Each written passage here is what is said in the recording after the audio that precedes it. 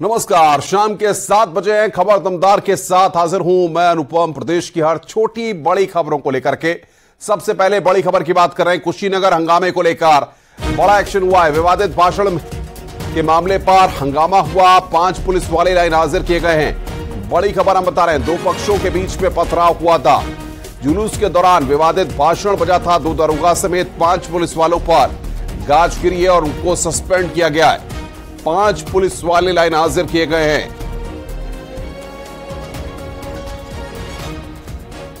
आपसी कहासुनी की स्थिति में विवाद की स्थिति उत्पन्न हुई, जिसके कारण 2 पक्षों में मारपीट हुई। वहां पर पुलिस द्वारा तत्काल मौके पर पहुंचकर मौके पर शांति व्यवस्था कायम की गई। इसमें तत्काल अभियोग पंजीकृत किया गया है और इसमें अभी तक कुल 19 व्यक्तियों की गिरफ्तारी की गई है। अग्रिम विधिक कार्रवाई की जा रही है। जो भी घटना हुई वो घटना ठीक नहीं थी। हम चाहते हैं कि यहाँ आपसी सौहार्द बना रहे, चाहे उस पक्ष का हो कोई त्योहार हो, चाहे हमारे पक्ष का त्योहार हो। जो भी कल लोग किए हैं उसमें पुलिस अपनी कार्रवाई तय करके जेल भेज दी। वो नहीं करना चाहिए था। वैसी का यहाँ रिकॉर्डिंग चलेगा क्या? ये हिंदुस्तान है, कुशीनगर है। इस तरह कोई भी करेगा उसको बसा नहीं जाएगा। आगे बढ़ते हैं। हरदोई में पुलिस ने ऑनलाइन शॉपिंग में ठगी करने वाले गिरोह के 3 साइबर अपराधियों को गिरफ्तार किया है।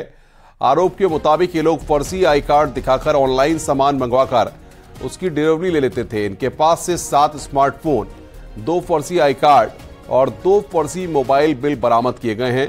सर्विस प्रोवाइडर कंपनी ने इन लोगों को फर्जी आई कार्ड जारी कर रखे थे। आरोप के मुताबिक फ्लिपकार्ट की सहयोगी पार्टनर के कर्मचारी उपभोक्ताओं को चूना लगा रहे थे और मोबाइल रिप्लेसमेंट के नाम पर खेल होता था।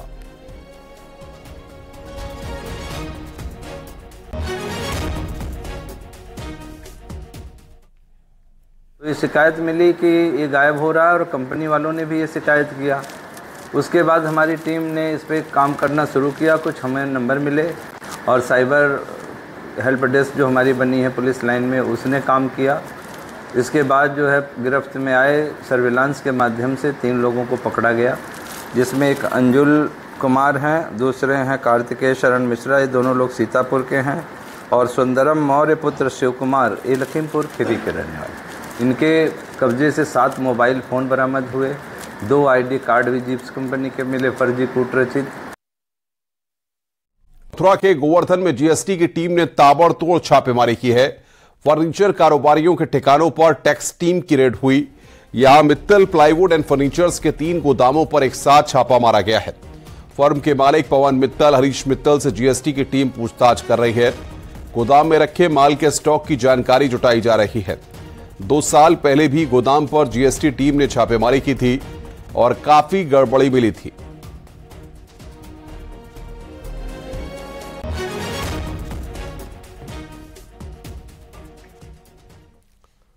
आगे बढ़ते हैं। गाजियाबाद में पुलिसकर्मियों पर छेड़छाड़, ऑनलाइन वसूली और अवैध संबंध बनाने का दबाव बनाने का गंभीर आरोप लगा है। इसको लेकर कोतवाली घंटाघर में छेड़छाड़ और भ्रष्टाचार का मुकदमा दर्ज किया गया है। बताया जा रहा है कि लड़की मंगेतर के साथ साईं उपवन घूमने गई थी। आरोप है कि पुलिस ने पकड़कर इनसे बदसलूकी की और पेटीएम के जरिए 1000 रुपए वसूले। PRV पर तैनात 2 सिपाहियों पर अवैध संबंध बनाने का दबाव बनाने का भी आरोप लगा है। PRV 4757 पे तैनात 2 पुलिसकर्मी, जिसमें से एक कांस्टेबल था, एक होमगार्ड था। कांस्टेबल को तुरंत ही निलंबित किया गया और जो होमगार्ड है उसमें दंडात्मक कार्रवाई के लिए उनके विभाग से पत्राचार किया गया। घटना में एक तीसरे व्यक्ति के बारे में भी बताया गया है, जिसके बारे में अधिक जानकारी करते हुए पुलिस आगे की विधिक कार्रवाई कर रही है। मेरठ से खबर आ रही है। बड़ी संजीव बालियान का बड़ा बयान सामने आया। वेस्ट यूपी को अलग प्रदेश बनाने की बात कही गई है। मेरठ बनेगी वेस्ट यूपी की राजधानी। अंतर्राष्ट्रीय जाट संसद में संजीव बालियान का यह बयान सामने आया। संजीव बालियान ने अलग प्रदेश की वकालत की है। अलग होने पर ही समृद्ध होगा वेस्ट यूपी। तो वेस्ट यूपी को अलग प्रदेश बनाने की बात यहां पर कही गई है।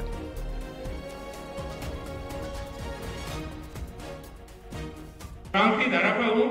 1857 की क्रांति का आगाज इसी शहर से हुआ और भाई पश्चिम उत्तर प्रदेश की राजधानी भी है मेरठ। मैं तो उम्मीद है कि एक दिन पश्चिम उत्तर प्रदेश अलग बनेगा और मेरठ उसकी राजधानी होगा। मैं तो सपने को बहुत दिन से देख रहा हूँ। इस बात को कहते हुए ज्यादातर लोग डरते हैं, चाहे वो किसी भी पार्टी का हो, पर मैं थोड़ा कम डरूं, और कम डरूं और ज्यादा बोल दूं, इसीलिए राज्य मंत्री मेरे साथ के बहुत ऊपर जा लिए, बहुत बड़े बड़े पदों जा लिए, लेकिन मैं जाऊं, मैं पूरी तरह से संतुष्ट हूं। मुख्यमंत्री योगी आदित्यनाथ ने पुलिस रेडियो मुख्यालय के स्थापना दिवस के मौके पर पुलिस कर्मियों को संबोधित किया। लखनऊ में हुए इस कार्यक्रम में सीएम योगी ने कहा कि साल 1938 में हरिद्वार कुंभ में 3 हाथियों पर हैंडसेट लेकर शुरू हुई पुलिस संचार प्रणाली की यात्रा आज मोबाइल तक आ चुकी है। उन्होंने कहा कि हमें अपने इतिहास को भी सुरक्षित रखना है। पुराने उपकरणों और शस्त्रों को कबाड़ में भेजने के बजाय हर पुलिस लाइन और पीएसी की वाहिनी में म्यूजियम की स्थापना की जाए, ताकि आम जनता और स्कूली बच्चे भी इतिहास से रूबरू हो सकें।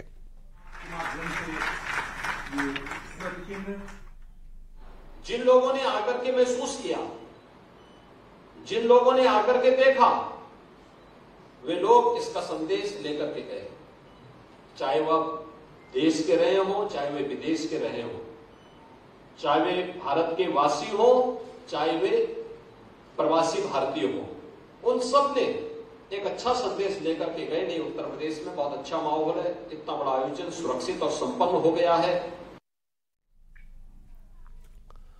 हाथरस में पुलिस ने टीचर मर्डर केस का खुलासा करते हुए मृतक की पत्नी और बेटे को गिरफ्तार किया है। पुलिस के मुताबिक उसकी पत्नी ने अवैध संबंधों के चलते अपने प्रेमी के साथ मिलकर टीचर की हत्या कर दी। पुलिस के मुताबिक 23 सितंबर को लिंक रोड पर शमशान घाट के पास एक अज्ञात व्यक्ति का शव मिला था। उसके सिर पर भारी चीज से प्रहार कर हत्या की गई थी। पुलिस ने चौकीदार की शिकायत पर हत्या का मुकदमा दर्ज कर लिया था। मृतक की शिनाख्त डीएवी इंटर कॉलेज फिरोजाबाद में क्लर्क के पद पर कार्यरत थे।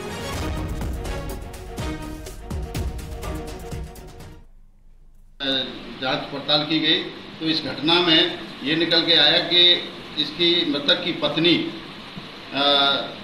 और इसके पत्नी के प्रेमी हरविंदर सिंह के द्वारा एक प्लानिंग की गई थी कि इसको मार दिया जाए, क्योंकि इसकी जगह लड़के की नौकरी मिल जाएगी और हम लोग साथ रहेंगे। इसीलिए हरविंदर ने इसको शराब पिला करके इसको बिल्कुल मदहोश कर दिया और एक लोहे की राड द्वारा इसके सर पर वार किया गया, जिससे मृतक शराब के नशे में था और वहीं पर खत्म हो गया। वाराणसी में एक महिला से दिन दहाड़े लूट से हड़कंप मच गया है। बाइक सवार 2 बदमाशों ने महिला से 1,42,000 रुपए लूट लिए। महिला जैसे ही घर के पास पहुंची, पीछे से आ रहे बाइक सवार बदमाशों ने इस वारदात को अंजाम दिया। घटना की सूचना मिलने पर पुलिस मौके पर पहुंचकर जांच में जुट गई है। मामले की जानकारी मिलने पर पुलिस कमिश्नर खुद घटनास्थल पर पहुंचे। पीड़ित महिला वाराणसी के भेलूपुर स्थित ब्रह्मानंद कॉलोनी की रहने वाली है। पुलिस ने पीड़ित महिला को जल्द रुपए बरामदगी का भरोसा दिया है। नीचे करो भैया। महिला ऑटो से जा रहे थे और इनके पास अपना पर्स था। बाइक सवार 2 लड़के आए हैं और पर्स छीन के भाग गए। पर्स में आपका कुछ पैसा था उसमें, और उन्होंने एफआईआर दर्ज हो गई है उनकी शिकायत पर। आगे बढ़ते हैं। बागपत पुलिस ने एक प्राइवेट बैंक के स्टाफ से 2 लाख रुपए लूटने वाले शातिर लुटेरों को गिरफ्तार किया है। पुलिस के साथ मुठभेड़ में एक लुटेरा गोली लगने से घायल हुआ, जिसका अस्पताल में इलाज चल रहा है। आरोप के मुताबिक इन लुटेरों ने 2 दिन पहले बंधन बैंक के स्टाफ से 2 लाख रुपए लूट लिए थे। पुलिस ने 2 दिन के अंदर इस लूटकांड का खुलासा कर दिया। इन लुटेरों के कब्जे से 2 बाइक, 2 तमंचे भी बरामद किए गए हैं।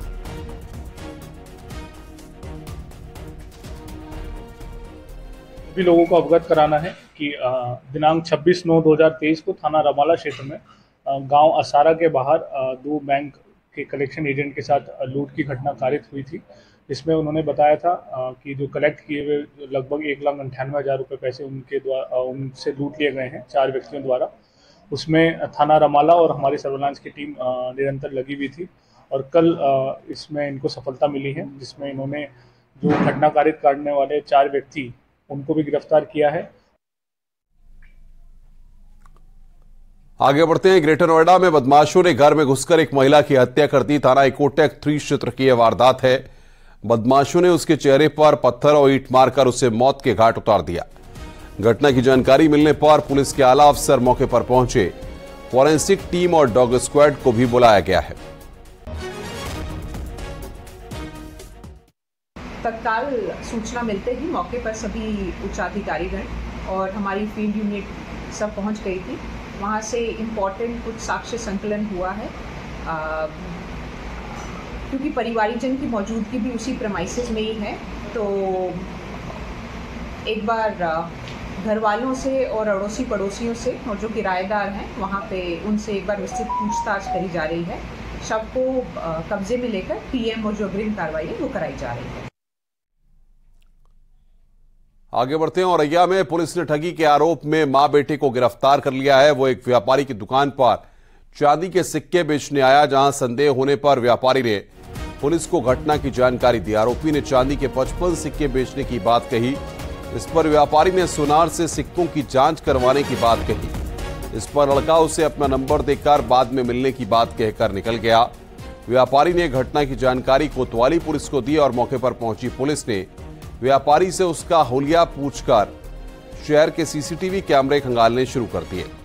बाद में नंबर ट्रेस होने पर व्यापारी ने उसे अपनी दुकान पर बुलाया, लेकिन लड़के ने उसकी दुकान पर आने से इंकार करते हुए अपने बताए जगह पर आने को कहा। व्यापारी ने इसकी जानकारी एसओजी टीम और एसपी को दी।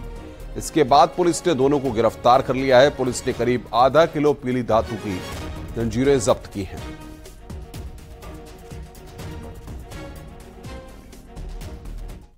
आगे बढ़ते हैं। प्रयागराज में झुंसी थाना पुलिस की शातिर चेन स्नेचर से मुठभेड़ हो गई। इस मुठभेड़ में चेन स्नेचर को पैर में गोली लगी है। पुलिस ने चेन स्नेचर को गिरफ्तार कर लिया है। घायल चेन स्नेचर को इलाज के लिए मेडिकल कॉलेज के एसआरएन अस्पताल के ट्रॉमा सेंटर में भर्ती कराया गया है। आरोपी के पास से एक बाइक, तमंचा और कारतूस बरामद हुआ है। इसके अलावा तलाशी के दौरान छीनी गई एक सोने की चेन और नगद भी बरामद हुए हैं।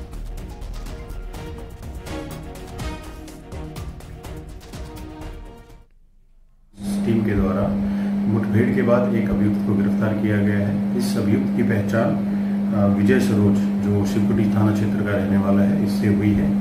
मुठभेड़ के दौरान यह अभियुक्त घायल हुआ है और इसके कब्जे से एक मोटरसाइकिल, एक अवैध तमंचा, खोखा कारतूस व जिंदा कारतूस बरामद हुए हैं। इसके अलावा इससे जो लूट की घटनाएं कारित की गई थी उससे संबंधित एक सोने की चेन व कुछ नकदी भी प्राप्त हुई है। के बीच मारपीट हो गई। इस दौरान गार्ड ने फायरिंग कर दी, जिससे डाकघर में लोगों के बीच भगदड़ मच गई। सूचना पर पहुंची पुलिस गार्ड और सिपाही को थाने ले गई। मामला बिजनौर शहर में मुख्य डाकघर का है, जहां शनिवार के दोपहर उस वक्त हंगामा हो गया जब एक सिपाही अपने बच्चे के साथ डाकघर में आधार कार्ड बनवाने गया था। बताया जा रहा है कि इसी दौरान सिपाही की डाकघर के सिक्योरिटी गार्ड से कहासुनी हो गई और देखते ही देखते दोनों में जमकर मारपीट हो गई। बताया जा रहा है कि इस दौरान गार्ड ने फायरिंग भी कर दी। डाकघर में मारपीट फायरिंग से हड़कंप मच गया। कर्मचारियों ने डाकघर के गेट को बंद कर काम बंद करा दिया। सूचना पर शहर कोतवाल पुलिस टीम के साथ मौके पर पहुंचे और सिपाही और गार्ड को थाने ले गई। गार्ड पर पुलिसकर्मी की पत्नी और पत्रकार से भी अभद्रता का आरोप है।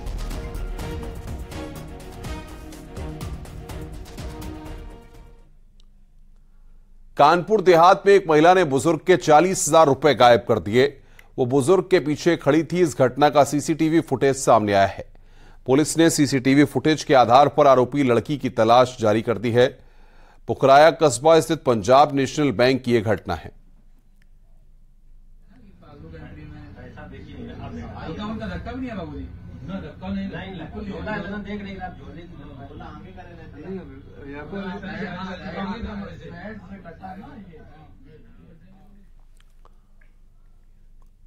लखनऊ से बड़ी खबर है। मुख्तार की बेनामी संपत्ति जब्त की गई है। इनकम टैक्स ने जब्त किया प्लॉट। डालीबाग इलाके में एक कार्रवाई की गई है। करीब 1.5 करोड़ रुपए का प्लॉट जब्त किया गया है। गाजीपुर की तनवीर शहर के नाम यह प्लॉट है। तो इनकम टैक्स ने यहां पर यह प्लॉट जब्त किया है। बड़ी खबर हम आपको बता रहे हैं। डालीबाग इलाके में एक कार्रवाई की गई है।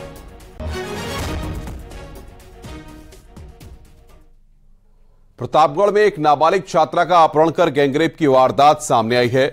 आरोप है कि 10वीं की छात्रा घर से स्कूल के लिए निकली थी। रास्ते में 3 आरोपियों ने उसका अपहरण किया और जंगल में ले जाकर गैंगरेप किया गया। पुलिस ने तीनों आरोपियों को हिरासत में ले लिया है। वहीं केस दर्ज कर आगे की कार्रवाई की जा रही है। पूरा मामला हथीगवा इलाके का बताया जा रहा है। छात्रा के साथ गैंगरेप का मामला सामने आया है। आरोप है कि 3 दबंगों ने जंगल में ले जाके 10वीं की छात्रा के साथ गैंगरेप की घटना को अंजाम दिया। वहीं पीड़िता की शिकायत पर पुलिस ने 3 दिन बाद मुकदमा दर्ज कर लिया है। बताया जाता है कि 3 दिनों तक पुलिस 2 जिलों की सीमा विवाद में उलझी रही, जिसके चलते 3 दिन बाद हथीगवा थाने में मुकदमा दर्ज करना पड़ा। हालांकि अब पीड़िता को मेडिकल के लिए भेज दिया गया है और आरोपियों की गिरफ्तारी का प्रयास लगातार किए जा रहे हैं। रोहित सिंह, न्यूज़ 18 प्रतापगढ़। कांग्रेस ने मेरठ के हस्तिनापुर विधानसभा से 2022 में चुनाव लड़ चुकी अभिनेत्री अर्चना गौतम को निष्कासित कर दिया है। अर्चना गौतम को 2022 के विधानसभा चुनाव में हस्तिनापुर विधानसभा से कांग्रेस पार्टी ने प्रत्याशी बनाया था। खबर है कि अनुशासनहीनता के चलते अर्चना गौतम को पार्टी से निष्कासित किया गया है।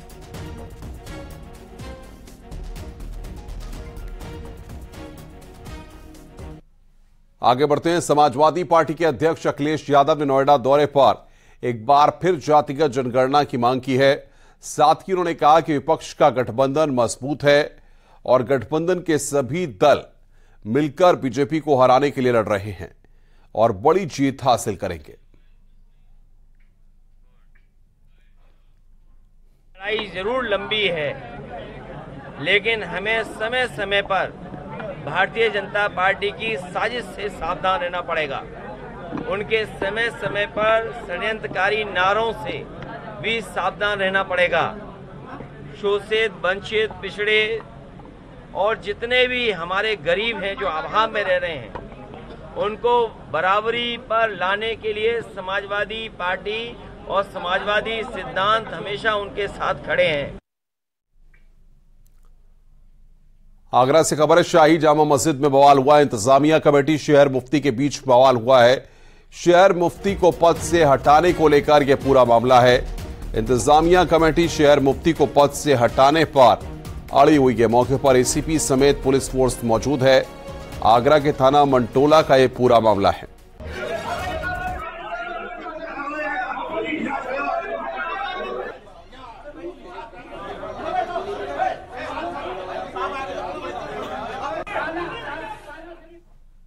आगे बढ़ते हैं। पूर्वोत्तर रेलवे के एथलीट अजय सोनी ने एशियाई गेम में शानदार प्रदर्शन किया है। अजय ने एशियाड में सिल्वर मेडल जीता है। वाराणसी के रहने वाले अजय की इस जीत पर पूरे क्षेत्र में खुशी का माहौल है। अजय रेलवे की तरफ से खेलते हैं और इस वक्त उनकी पोस्टिंग पूर्वोत्तर रेलवे में बनारस स्टेशन पर है।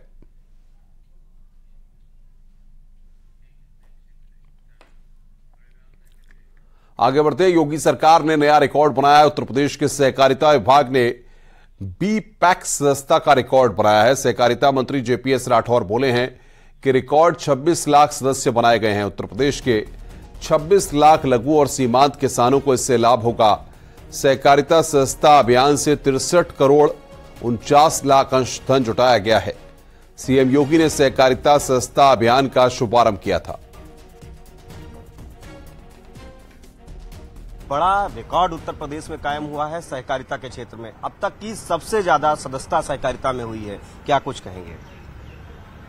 पूर्व की सरकारों ने सहकारिता को विभाग को एक लूट का अड्डा, भ्रष्टाचार का अड्डा बनाने का काम किया है। यहाँ पर गबन घोटाला, भर्ती घोटाला, यही सब होता था।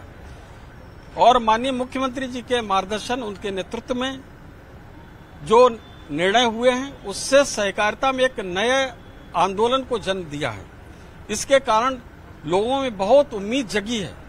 आज आप देखिए कि केवल 1 महीने का सदस्यता अभियान में 26 लाख से ज्यादा नए लोग सदस्य बने हैं और 63 करोड़ से ज्यादा सदस्यता का जो शुल्क और अंशधन, शेयर कैपिटल भी इकट्ठा हुआ है। लोगों को कितना बड़ा भरोसा हम लोगों के ऊपर है, तो इसके लिए उन लोगों का आभार भी व्यक्त करना चाहता हूं। निश्चित रूप से कायाकल्प होने वाला है। अयोध्या में भगवान रामलला का मंदिर तेजी से बन रहा है। प्राण प्रतिष्ठा से पहले 300 से अधिक साधु संतों को मंदिर निर्माण की प्रगति दिखाने के लिए राम जन्मभूमि परिसर में आमंत्रित किया गया है। प्राण प्रतिष्ठा से पहले राम मंदिर आंदोलन से जुड़े हुए प्रमुख मठों मंदिरों के साथ अयोध्या के सभी मठ मंदिरों के संत महंतों को बुलाकर मंदिर निर्माण को करीब से दिखाया गया। मंदिर निर्माण देख अयोध्या के संत समाज को काफी खुशी है। 22 जनवरी 2024 को रामलला का प्राण प्रतिष्ठा होगा और उसके बाद रामलला भव्य मंदिर में विराजमान होंगे। अगले 100 दिनों में राम मंदिर उद्घाटन के लिए तैयार हो जाएगा। श्री राम मंदिर निर्माण समिति ने मंदिर और मंदिर से जुड़े कार्यों की समय सीमा भी तय कर दी है। मंदिर निर्माण में मजदूरों की संख्या को और अधिक बढ़ा दिया गया है।